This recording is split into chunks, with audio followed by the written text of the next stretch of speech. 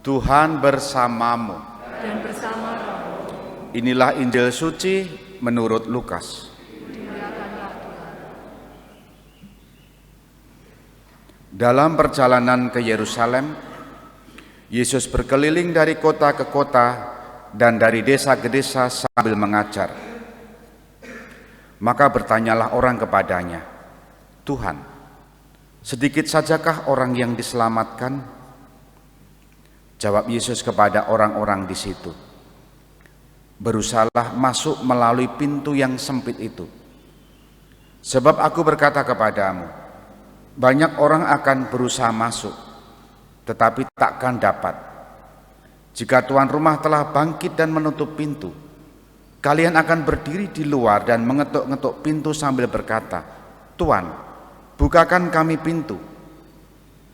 Tetapi dia akan berkata, 'Aku tidak tahu dari mana kalian datang.' Maka kalian akan berkata, 'Kami telah makan minum di hadapanmu, dan engkau telah mengajar di jalan-jalan kota kami.' Tetapi ia akan berkata, 'Aku tidak tahu dari mana kalian datang. Enyahlah dari hadapanku, hai kalian semua yang melakukan kejahatan.' Di sanalah akan terdapat ratap dan kertak gigi. Bila kalian melihat Abraham dan Ishak dan Yakub dan semua nabi ada di dalam kerajaan Allah, tetapi kalian sendiri dicampakkan keluar. Dan orang akan datang dari timur dan dari barat, dari utara dan selatan, dan mereka akan duduk makan di dalam kerajaan Allah. Ingatlah, orang terakhir akan menjadi yang terdahulu, dan orang terdahulu akan menjadi yang terakhir." Demikianlah sabda Tuhan. Terpujilah Kristus. Tuhan, sedikit sajakah orang yang diselamatkan? Saudari-saudara yang dikasihi Tuhan, selamat pagi, berkah dalam. Semua dari kita pengen selamat, ya, dari apapun. Mulai dari berangkat dari rumah sampai di gereja ini, juga dari pastoran, nyabrang jembatan tempat ini, pengennya semua selamat. Nah, pertanyaan orang ini tadi, orang-orang yang tadi kita dengar, "Tuhan, sedikit sajakah orang yang diselamatkan?" Maka pertanyaan awal adalah, keselamatan itu apa? Keselamatan bukan hanya masalah yang sederhana, jalan dari pastoran ke sini atau dari rumah sana ke sini. Lebih dari itu, menyangkut masa depan hidup, menyangkut hidup yang ke depan.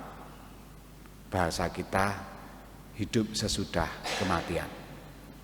Nah, keselamatan itulah yang dirindukan oleh banyak orang, sehingga kita juga banyak kali mendengar, menyaksikan begitu mudah orang menjadi panitia keselamatan.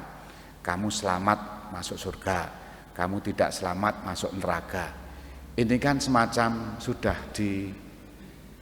direndahkan, ya. Padahal petugasnya bukan kelompok-kelompok tertentu, tetapi Tuhan sendiri. Keselamatan jiwa, keselamatan raga, itulah yang ditanyakan, dan itulah yang menjadi cita-cita supaya kita semua selamat. Nah, apa yang kemudian Yesus katakan tadi menarik untuk kita, karena jawabannya menantang. Berjuanglah. Jadi tidak dijawab, "Ya, nanti ada 5 yang diselamatkan." Tidak. "Oh, wong 20 sing diselamatke." Ora. Tapi Yesus tegas mengatakan, berjuanglah masuk pintu yang sempit. Artinya, untuk mendapatkan keselamatan orang harus berjuang. Tidak duduk-duduk, tidak leha-leha, dan tidak merasa mudah puas. Maka ketika terjadi dialog, "Loh, kamu dari mana? Kami itu makan minum denganmu loh, kami telah mendengar pengajaranmu loh." Itu tidak cukup. Kebersamaan dalam makan bersama tuannya,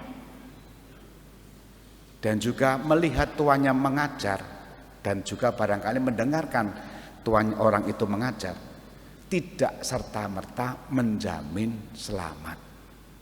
Karena apa? Mereka ternyata makan bersama, mendengarkan pengajaran, tetapi masih juga berbuat kejahatan. Nah, poinnya ini, kalau orang berharap keselamatan, jangan pernah melakukan kejahatan. Minimal, saya menghubungkannya dengan bacaan pertama, Paulus tadi menulis soal relasi. Hari kemarin relasi antara suami dan istri, gambaran relasi Kristus dengan jemaat. Nah, hari ini relasi anak ke bapak, bapak ke anak, majikan ke hamba, hamba ke majikan. Relasi itulah mencerminkan bagaimana di antara mereka di hadapan Allah adalah sama. Berlombalah untuk melayani. Dengan begitu akan mendapatkan balasan dari Tuhan. Kurang lebih kan seperti itu dalam bacaan pertama tadi. Nah, dengan begitu kita yang setiap hari misa di sini, ya kan, di sini ataupun di rumah masing-masing, kan perjamuan makan minum, yang juga mendengarkan sabda, yang ngrungokke, ngelimbang, bahkan untuk update status bisa jadi.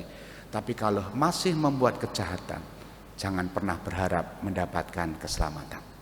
Kita hening sejenak.